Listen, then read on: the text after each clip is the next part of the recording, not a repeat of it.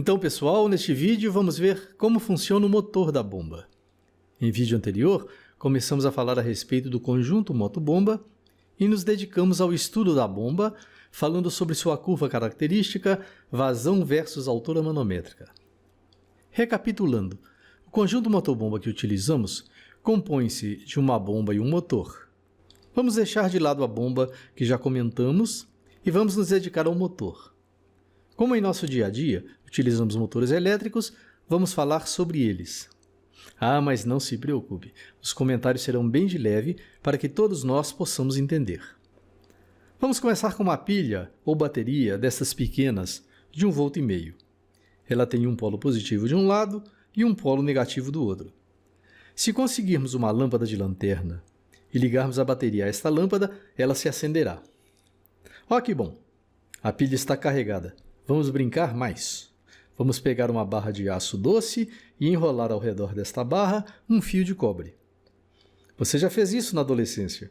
Terá sido formado um campo magnético e a gente chamava esse dispositivo de eletroímã. Com ele podíamos atrair lâminas de gilete, alfinetes e outros pequenos objetos metálicos, lembra? Vamos complicar mais um pouquinho. Veja o pequeno circuito que criamos. O eletroímã é esta barra de aço doce ao redor da qual está enrolado o fio de cobre. E a bateria alimentará o fio de cobre. Ímãs de campo estarão colocados aqui para que possamos transformar nosso eletroímã num rotor. Para que o rotor gire, vamos colocar um eixo.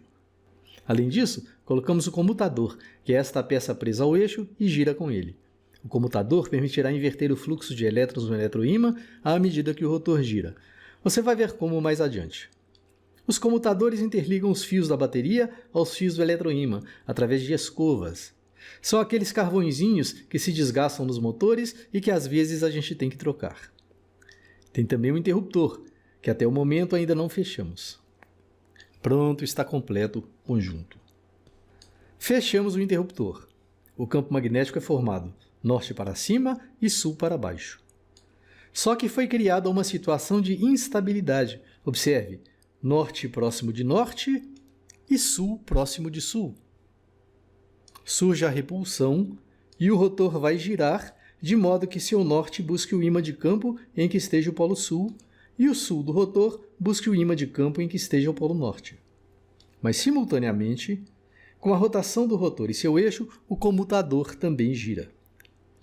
Veja que o contato vermelho, que antes estava em cima, vai para baixo. Por sua vez, o contato azul, que estava embaixo, vai para cima. Isso faz com que os elétrons percorram o rotor da mesma forma de antes. Com isso, a polaridade do eletroímã do rotor volta a ser a mesma de antes. O sul vira norte e o norte vira sul. Voltamos ao estado inicial. Norte junto ao norte, sul junto ao sul, e a repulsão volta a ocorrer. Mas o computador também gira e tudo será repetido até que o interruptor seja aberto. Mas a corrente elétrica da bateria é contínua. A que está na rede elétrica é alternada. Na corrente contínua, o sentido de escoamento dos elétrons é contínuo, do polo negativo para o positivo.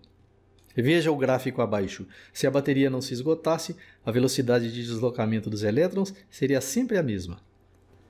Na corrente alternada, ora os elétrons se deslocam no sentido, veja o gráfico, ora no sentido oposto, veja o gráfico. A corrente elétrica permanece assim indefinidamente. A curva do gráfico correspondente é uma senoide. Isto é o que chamamos de ciclo, é o trecho que sempre se repete. No Brasil, a corrente elétrica oscila 60 vezes por segundo. Dizemos que sua frequência é 60 Hz. Vamos construir um novo motor que possa ser ligado na tomada. Ele é semelhante ao motor de pilhas, só que, no lugar dos ímãs de campo, colocamos eletroímãs. É o que chamamos de motor elétrico universal, porque ele será capaz de funcionar tanto em corrente contínua quanto alternada. Quando fechamos o circuito, ocorrerá o mesmo que ocorreria no motor a pilha. Os polos do rotor e dos eletroímãs seriam iguais, provocando a repulsão e o giro do rotor. Novamente, o giro do comutador provocaria a inversão dos polos do rotor, criando novamente a instabilidade que faria o motor girar novamente. Observe que os eletroímãs que substituem os ímãs de campo também mudam de polaridade se a corrente alternada modificar o escoamento dos elétrons. Assim sendo, a repulsão dos polos independerá se os elétrons escoam num sentido ou no outro. Nos motores que estudamos, a velocidade de rotação dependerá da intensidade de corrente que lhes é encaminhada. Assim sendo, podemos instalar um reostato na fiação que o alimenta. Um reostato é uma resistência que dificulta o escoamento dos elétrons. Quanto maior for a resistência, maior esta dificuldade. Portanto, o motor irá girar mais devagar. Nos carrinhos elétricos, o reostato é comandado por um gatilho. Quanto mais o pressionamos, menor será a resistência e mais depressa o carrinho vai andar. Neste liquidificador, o reostato é comandado pelos botões do painel. Ao selecionarmos os botões da esquerda para a direita, vamos diminuindo a resistência e a velocidade do aparelho vai aumentar. Só que o motor universal é muito caro. Tem bobina nos eletroímãs externos, que aliás chamamos de estator. Tem bobina no rotor, tem comutador, reostato. Melhor pensar em algo mais em conta. Só para lembrar, há algum tempo o estator já foi chamado de indutor e o rotor de induzido. Vamos fazer um eletroímã, só que em vez de ligar na bateria, vamos ligar na tomada.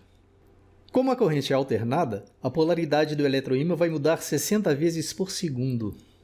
Em vez de um, vamos fazer 2 eletroímãs. Entre eles vamos colocar uma barra de aço doce, na qual possa ser induzido um campo magnético. Por este motivo, os motores elétricos construídos com o princípio que descreveremos aqui são chamados de motores elétricos de indução. Esta barra está presa a um eixo vertical, em torno do qual pode girar livremente. Ela será o nosso rotor. Quando a corrente mudar de sentido, a polaridade nos eletroímãs vai mudar também. Vamos deixar o rotor em má situação. O norte que havia sido criado vai ficar de cara com o sul e o sul de cara com o norte, provocando a repulsão do rotor, que deverá girar 180 graus para atingir a posição de equilíbrio. Só que a corrente inverte de sentido de novo e o rotor novamente é forçado a girar 180 graus. Quer dizer, a cada ciclo de corrente elétrica, o rotor dará uma volta completa. Como são 60 ciclos por segundo, serão 60 rotações por segundo, ou seja, 3.600 rotações por minuto. Este motor tem 2 eletroímãs. Dizemos que ele tem 2 polos. Motores de 2 polos giram a 3.600 rotações por minuto, porque a cada ciclo eles completam uma rotação completa. Motores de 4 polos giram 1/4 de volta a cada meio ciclo, portanto, giram meia volta a cada ciclo.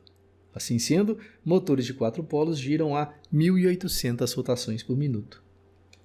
Motores de 6 polos giram 1/6 de volta a cada meio ciclo, portanto, giram 1/3 de volta a cada ciclo. Assim sendo, motores de 6 polos giram a 1.200 rotações por minuto.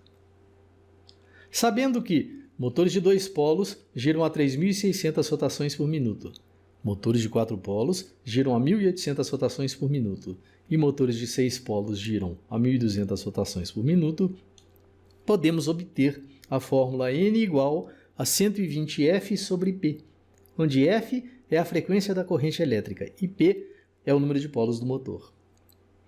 Faça F igual a 60 Hz e experimente. Por exemplo, fazendo P igual a 4, encontramos N igual a 1.800 RPM, como havíamos determinado. Só que, na verdade, este é o valor da rotação do campo magnético. O rotor do motor não aguenta acompanhar essa velocidade e gira um pouquinho mais devagar. Dizemos que ele desliza.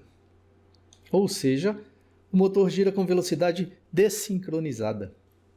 As velocidades assíncronas variam com o fabricante. Entretanto, podemos dizer que o motor elétrico de indução de 2 polos, ou motor assíncrono de 2 polos, irá girar com velocidade em torno de 3.550 RPM e não a 3.600 RPM.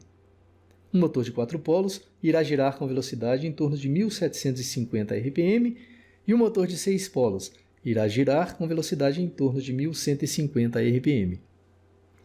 Motores elétricos de indução são também chamados de motores assíncronos.